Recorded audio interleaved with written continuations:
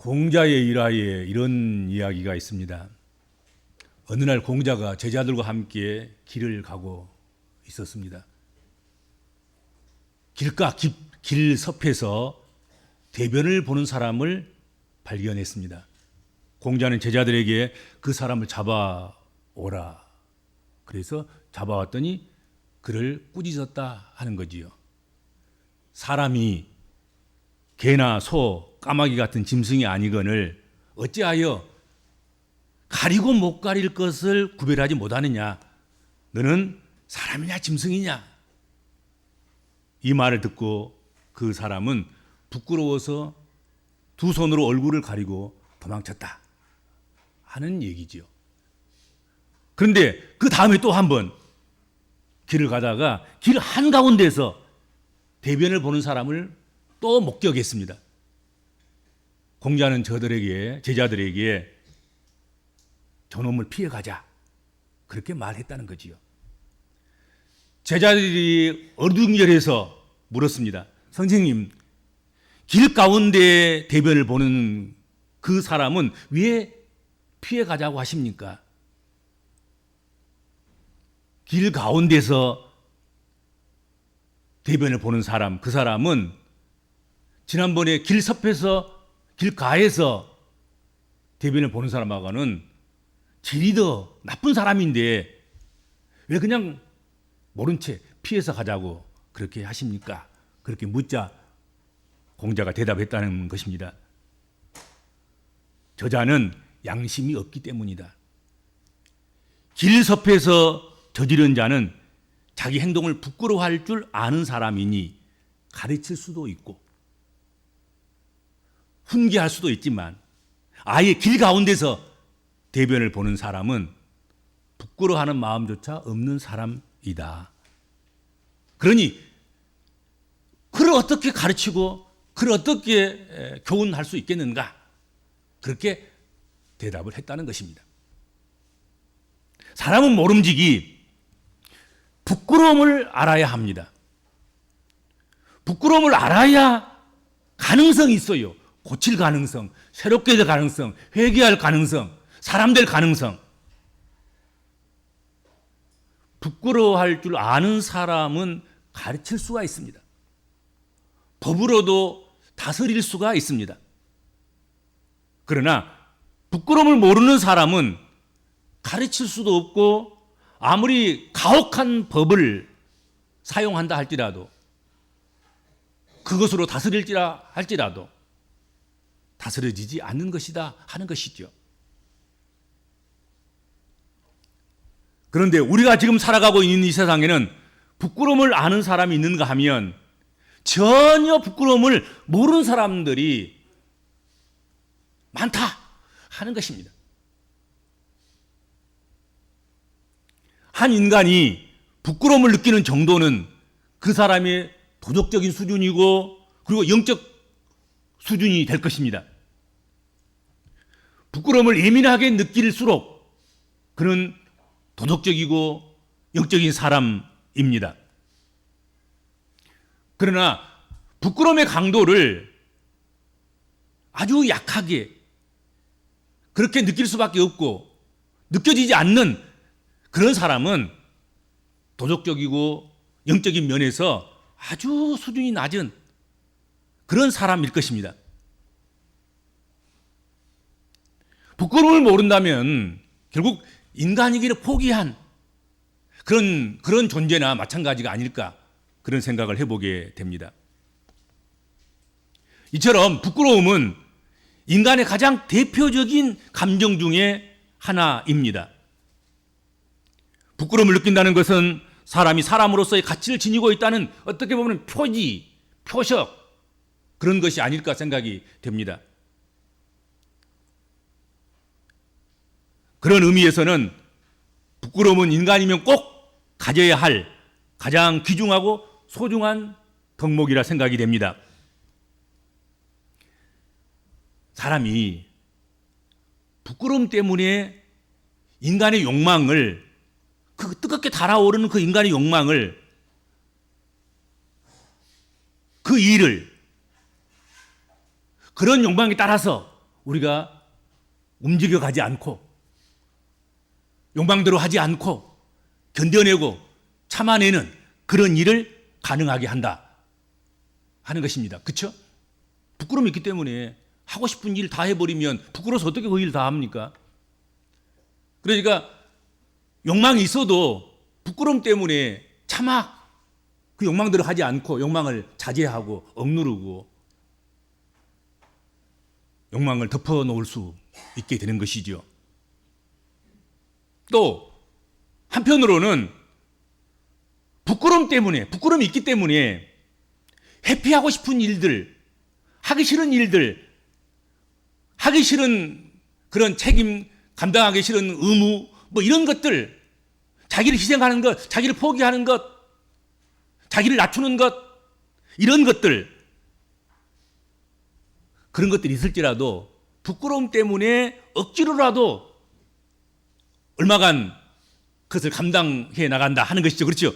이거 안 하면 부끄러우니까 사람으로서 차마 이 의무나 이 책임을 감당하지 못한다고 하면 얼마나 부끄럽냐. 그러니까 부끄럽지 않게 해서라도 마음에는 없지만 또 힘도 들지만 싫지만 작은 부분이라도 그 일을 감당해 나간다 하는 것입니다. 그렇죠?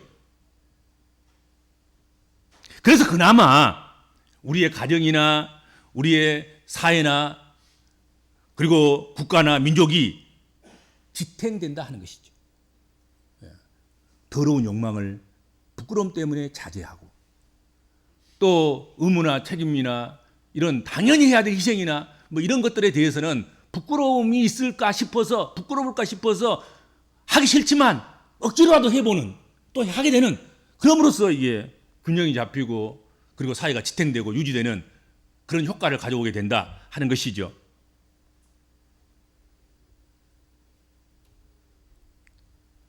부끄러움을 아는 사람들은 부끄러움을 그 어떤 폭력보다 더 아프게 느끼고 그 어떤 폭력보다 고통스럽게 여기는 사람일 것입니다.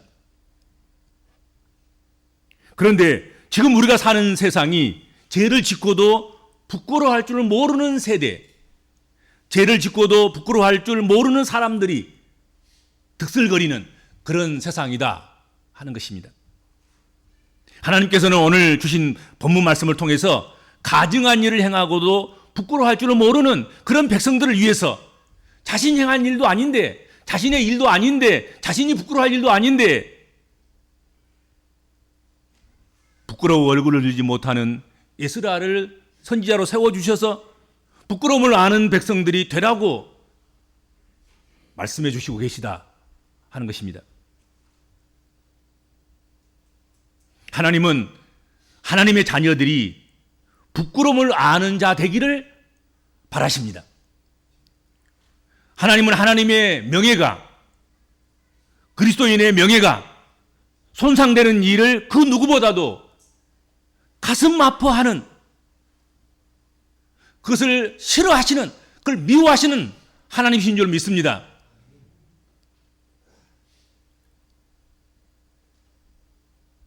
잘못을 부끄러워하기는커녕 진정 오히려 잘못을 부끄러워하는 것을 수치로 여기고 싫어하는 그런 사람을 하나님께서 원치 않으시고 찾지 않으시고 하나님께서 미워하신다 하는 것입니다.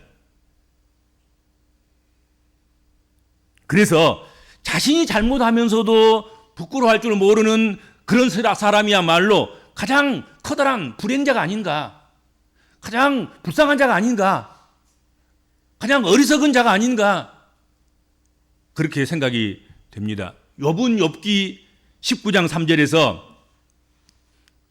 그 친구들에게 너희가 10번이나 나를 학대하고도 부끄러워 아니하는구나 그렇게 그 친구들에게 서운한 마음을 표현한 적이 있어요. 그렇죠? 욥이 고난당했을 때 위로한다고 찾아온 친구들이 욥을 10번이나 부끄럽게 했다는 거죠. 부끄러움으로 학대했다는 것이죠.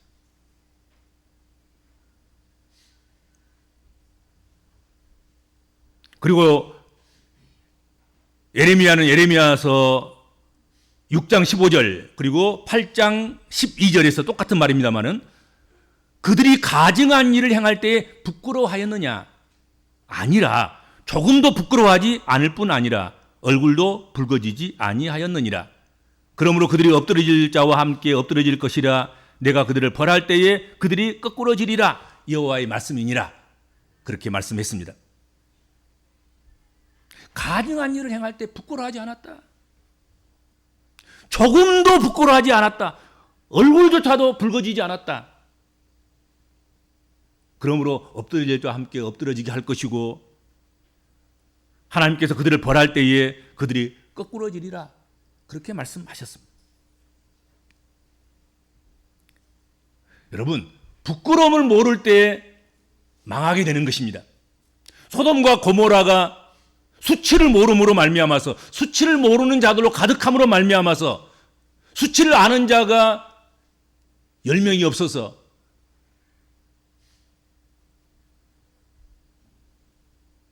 소돔과 고모라가 멸망을 했습니다.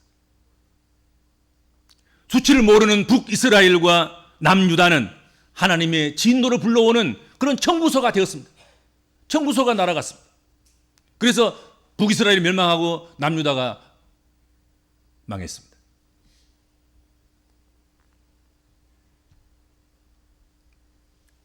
조지 버나드 쇼는 자신의 부족한 점을 더 많이 부끄러워할 줄 아는 사람이 더 존경받을 가치가 있는 사람이다. 그렇게 얘기를 했습니다. 그렇습니다. 부끄러움을 모르면 나이가 아무리 많아도 그 사람은 어른일 수 없습니다. 부끄러움을 모르면 아무리 많은 사람을 가르치고 아무리 가르치는 경력이 쌓이고 쌓여서 많아도 그런 선생일 수 없습니다.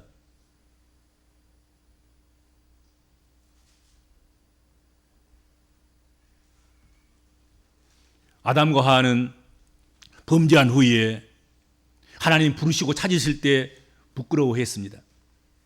심지어는 가인마저도 하나님께서 죄를 밝히시니 부끄러워했습니다. 바세바를 취한 다윗도 나단을 통해서 하나님께서 메시지를 주셨을 때 듣고 부끄러워서 얼굴을 들지 못했다고 성경은 말씀하고 있고, 그 부끄러움 때문에 침상에 젖어서 썩을 정도로 그렇게 회개의 눈물을 흘리고 밤잠을 이루지 못하고 하나님 앞에서 통에 자복하는 그런 사람이 되었습니다. 오늘 본문의 에스라 역시 나의 하나님이여 내가 부끄럽고 낯이 뜨거워서 감히 나의 하나님을 향하여 얼굴 들지 못하겠다 하고 고백하고 있습니다.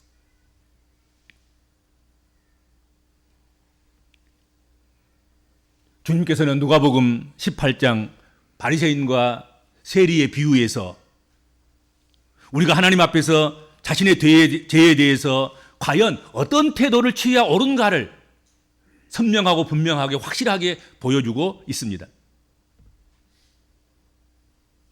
바리새인은 자신의 죄를 부끄러워하기보다도 자기 의로움을 자랑했고 자기 의로움을 시위했습니다.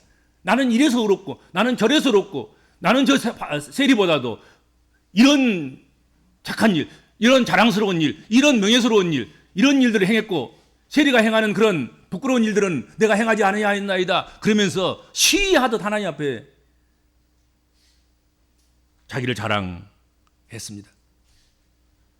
참 인생을 쉽게 사는 사람들, 그들이 바리새인들이었습니다. 그러나 세리는 자신의 죄가 부끄러워서 멀리 서서 감히 눈을 들어서 하늘을 쳐다보지도 못하고 가슴을 치면서 이르되 하나님이여 불쌍히 여기소서. 나는 죄인입니다. 나는 죄인입니다. 그렇게 고백하고 회개했습니다. 주님은 이 비유를 이렇게 딱 마무리 지으면서 그 끝부분에 아주 짤막하게 이런 말씀을 하셨습니다. 저 바리새인이 아니고 이 세리가 의롭다 하심을 받고 집으로 내려갔느니라. 자기 자랑을 하고 자기의 자랑거리를 시위하듯 드러내고 세리와 비교해서 자기가 더 얼마나 우월한가 그것을 자랑했던 그 바리새인이 의롭다함을 인정받지 않았다는 것이죠. 오히려 나는 죄인으로서이다 하면서 얼굴을 들지 못하는 그 세리에게 의롭다 하심이 주어졌고, 그리고 그 의롭다 하심을 받아들고 집으로 내려갔다, 그렇게 말씀하셨습니다. 부끄러움은 싫으니까 부끄러움인 것입니다. 누구나 부끄러움을 당하는 것, 그것을 무서워하고 두려워합니다. 그러기에 악한 마귀 사단은 부끄러움을 아는 사람들에게 결정차를 먹이기 위해서 온갖 방법을 다 동원합니다. 악한 마귀 사단은 부끄러움을 느끼지 못하도록 무엇인가 취하게 하기도 하고, 중독되게 하기도 하고, 마비시켜서 죄악의 도구로, 하나님을 대적하는 도구로 그렇게 쓰여지도록, 만들어지도록 그렇게 한다 하는 것이죠. 이게 아마도 악한 마귀 사단의 그 말세의 세상 정복, 세계 정복의 계략이 아닐까 생각이 됩니다. 수치를 모르는 사람들이 세상을 가득 채울 때, 그것이 말세이고, 그것이 마지막 날이고, 그것이 세상 끝일 것이다 하는 것이죠. 수치를 모르는 사람이 가득 찰 때, 하나님이 인정하는 수치를 아는, 부끄러움을 아는 사람들이 가득할 때, 그것은 하나님 나라가 되겠지만, 부끄러움으로 가득 찬, 수치를 모르는 사람들로 가득 찬 그 세상은 말세지말이고 여호와의 끝날이 될 것이다 하는 것입니다. 그러니까 사단은 그날을 지금 준비하고 예비하는 것이고, 그날이 속히 오기를 위해서 수치를 모르도록, 아무도 모르도록, 교회도 수치를 모르도록, 예수 믿는 사람도 수치를 모르도록, 세상 사람도 수치를 모르도록, 수치를 느낄 수 있는 그런 상황이 되지 않도록 마비되게 그렇게 만들어 놓는다 하는 것이죠. 그렇죠. 그러나 주님은 우리의 부끄러움을 제거해 주시기 위해서 친히 십자가에서 수모와 수치를 당하셨습니다. 부끄럽게 그분이 희롱을 당하셨습니다.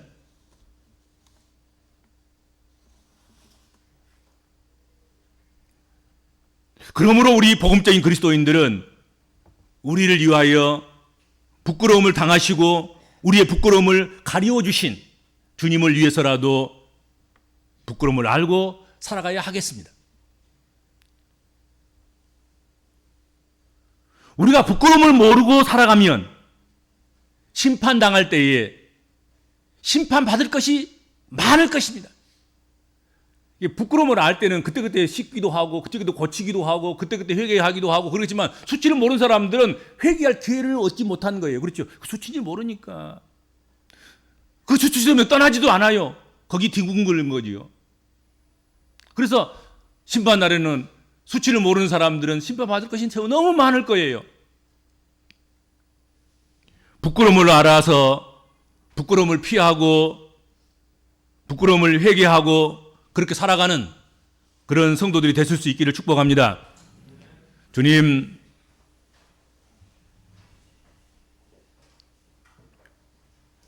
부끄러움을 알기에 자녀 노릇하고 부모 노릇하고 선생 노릇도 하고 선지자 노릇도 하고, 부끄러움을 알기에